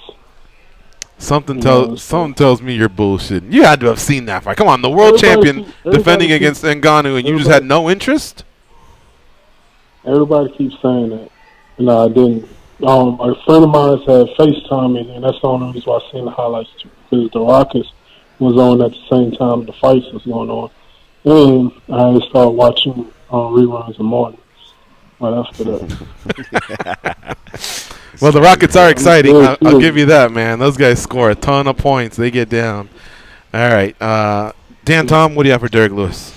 Derrick, in the last countdown specials, we saw your coaches, really putting you through the ringer, whether it was through diet and workouts, and there was even a funny scene of you trying to negotiate a spicy chicken sandwich. Now, we kind of talked about the diet, but as far as your coaches, are they still getting on you, really hard, or what's the approach like heading into this fight? Oh yeah, I really ain't had to pay for my meals lately either. So like right after we get done training, they take me to Payway. What's I that? gotta eat chicken meat. Payway is like I guess Chinese PF food chains or what, type of thing. Oh. Japanese, whatever they call. Yeah, one of them. But I gotta pick something off of that menu. They know if they're not around, I'm gonna go straight to McDonald's or something like that. Popeyes. Fast food. Hey, Derrick, this is Jay.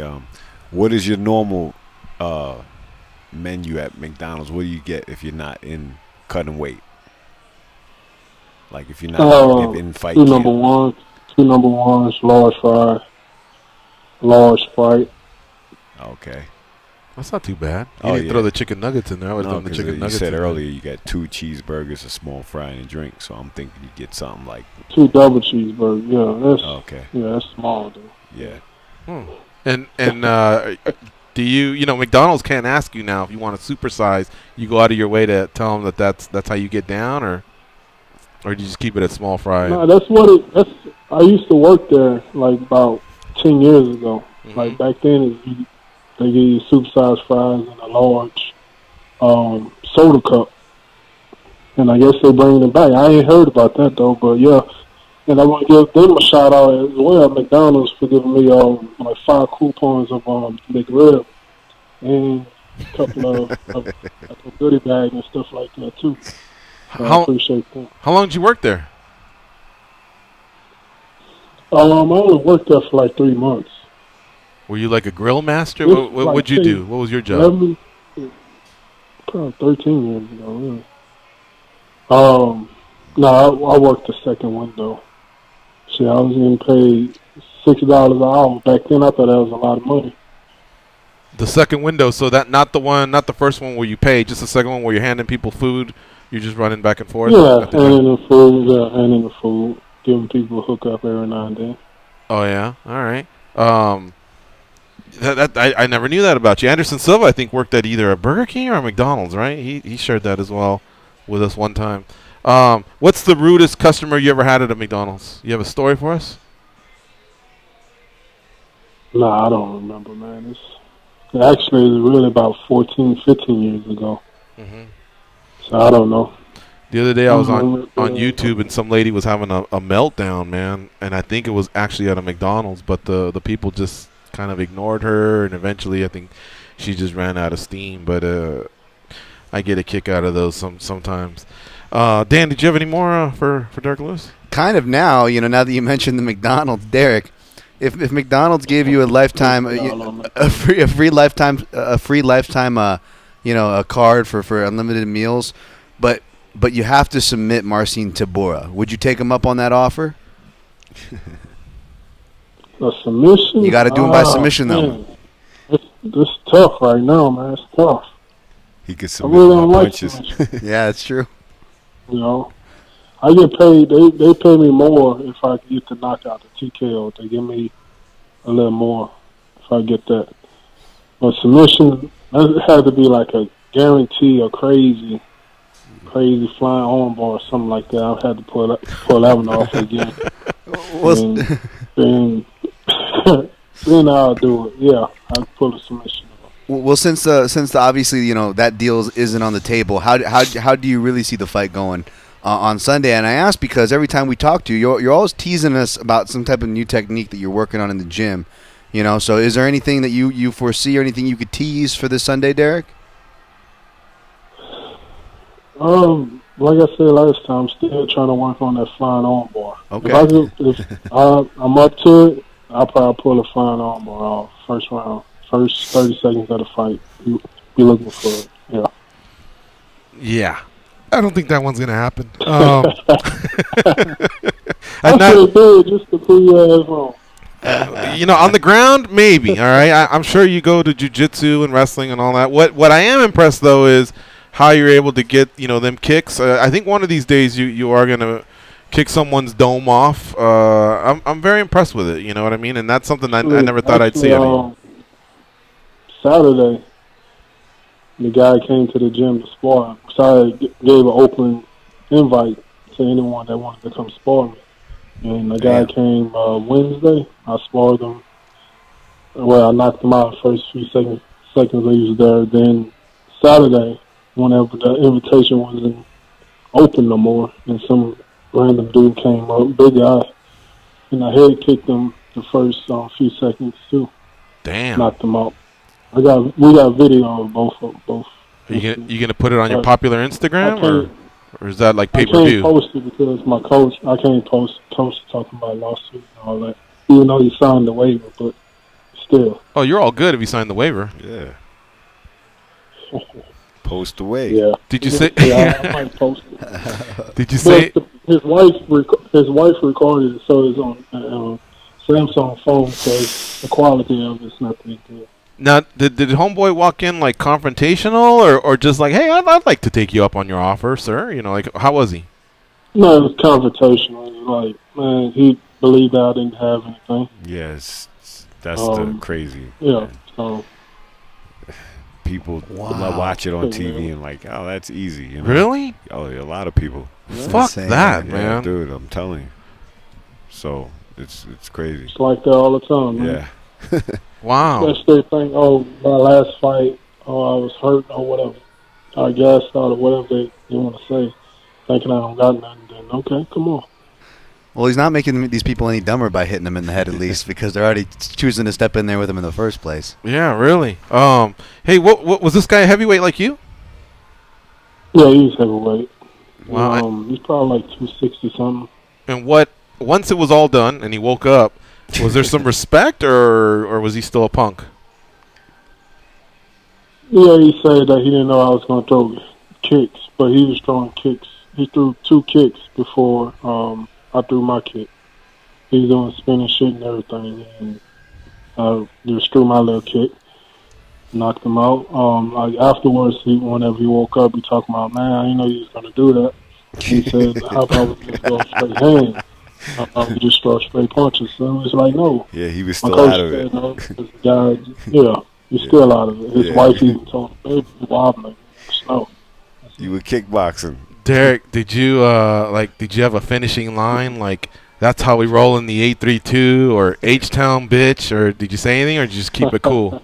Or time to get a number 1 no, on Mickey D's. Cool, but I thought I kept it cool. because I really thought he was going to try to sneak me. Like after I knocked him out in front of his wife and kid, I thought he was going to try to get a sucker punch in on me. Oh, wow. Damn. That's how he was getting all in my face afterwards. Yeah. Damn. All right. Jay Hieron says he's got a second question for you. Go ahead, Jay. What you got? My question was answered. I wanted to know how dude. So Jay's an actor, right? And we were talking about improv. He goes, "Oh man, I'm always ready for an improv," and I just threw it to you, and he's like, "Frozen." Yeah. I froze him. I got one. You drink beer. What's your regular not in camp? How many beers you drink a night? So I drank them really until I start feeling them. So probably like a case. Nice. God damn, a case? What are you like, Andre the Giant? Shit, that's some big numbers. Yeah. Shit.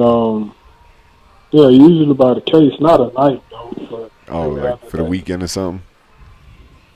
Every other day. Oh, okay. Cool. I skip at least a day.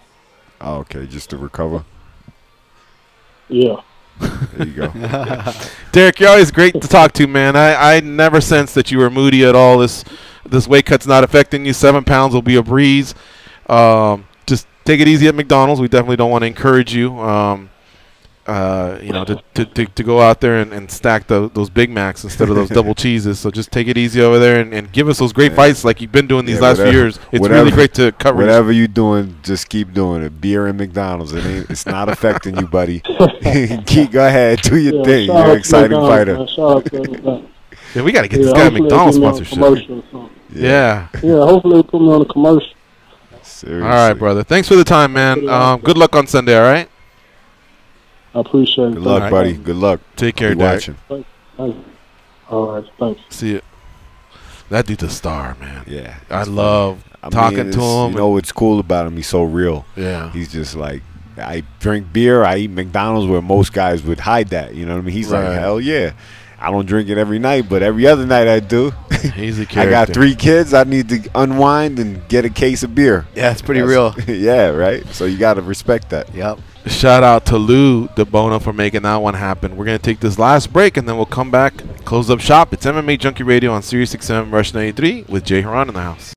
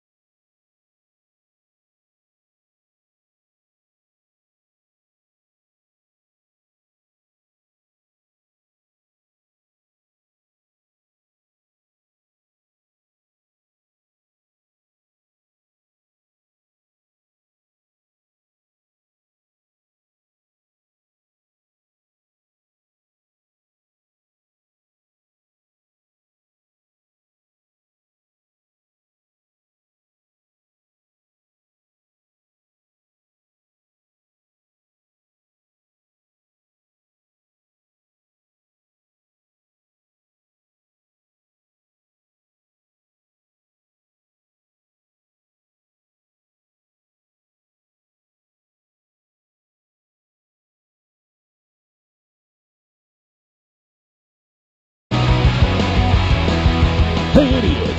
Yeah, you. Can you please tap that rather large fellow on the shoulder and tell him it's time for more MMA Junkie Radio with Gorgeous George and Goes? Thank you. All right, so Dan, Tom, right before the other break, you had something for Jay Hieron. I'm not sure if Jay remembers the question, but if not, can you repeat it to him? And yeah. Yeah, I was just asking, like, a lot of times after you do improv games or these acting classes, and I like them, to be honest, but I also know, sometimes it can be, some funny stories from it too. I don't know. I'm not trying to put Jay in a spot, but I was just curious, with kind of diving into the new world, if there's been any kind of shareable stories you'd like to share from as far as those side of things and that world. I don't have a story on like hand, but I do a lot of the improv classes and all that. I mean, I'm pretty professional. I actually pay more attention to this than when I was in school, so take my notes and learning and doing all my thing, and so not. Are you in an acting class now? Yeah, I'm in an acting class. Yeah, I've done some seminars. I do class. Again, it doesn't come natural to me, so I gotta always, freshen up. It's like sparring. It's like anything else. Like the top, like legit actors at like Olympic level. If you measure it to like an athlete, they're like Olympic or world champion type style. They prepare that way, so it's like you're going up against that. So if you're slacking, it's going to show. You know who I heard is outstanding is Tom Cruise, but to another level. And if you ever get a chance, Jay Moore, one of his early podcasts, he talked about working with him in the movie. Yeah, he's a perfectionist, even with the action part of it. Like, he'll ask his stunt double, "Can I do that?" Right. They have a little thing. He likes to do all his own stuff. Apparently, I think he's got a great memory. Yeah. He's very well prepared. Yeah. But what was the movie? Show Me the Money. What was the football one? Jerry Maguire. He's Jerry Maguire. Yeah. He says when he went to go do the read, he said it was very casual, and he said Tom was there, and he said Tom knew his lines and his own lines, and he wasn't holding anything. He said it was fucking amazing, and after that, it raised his level of being prepared. He goes, Scientology aside, 3 Ys, whatever it is you want to say about the guy, fine. He jumping on Oprah's couch, but the one thing is he's prepared as an actor. He says he's amazing, So that's when I know it's didn't know competitive. too much about it when I got into it. Like I said, I just started doing it. I didn't have a dream growing up. I want to be an actor. When I got involved with it and I seen what it was about, that's when I gained respect and I got to learn. And there's so much that goes into it. Like you said about Tom Cruise, Anthony Hopkins, he'll have a script and he'll read it from cover to the back. Like 20 times, I think, right? 200, 300 times during the period of filming. So he knows everybody's lines. He knows his lines. That's crazy, dude. It's crazy. Well, congratulations on all that. And thanks for coming in and co-hosting with us. Talking fights, talking acting, all that stuff. Yeah, man. I love being here. Jay Hieron on Twitter. Give him a follow. And Instagram, Jay Hieron. JAYHIERON. And then thank you to Derrick Lewis again for his time. He'll be fighting on Sunday versus Marcin Tybura. Tomorrow we'll be back. We have CB Dalloway lined up. Looking towards the end of the week, Brian Caraway will co-host on Thursday's show. But still, other guests to fill in as well. Thanks for toughing it out, Dan. And we'll be back tomorrow with another edition of MMA Junkie Radio. For Danny and Dan and Jay, I'm George. Have a nice day and be champions.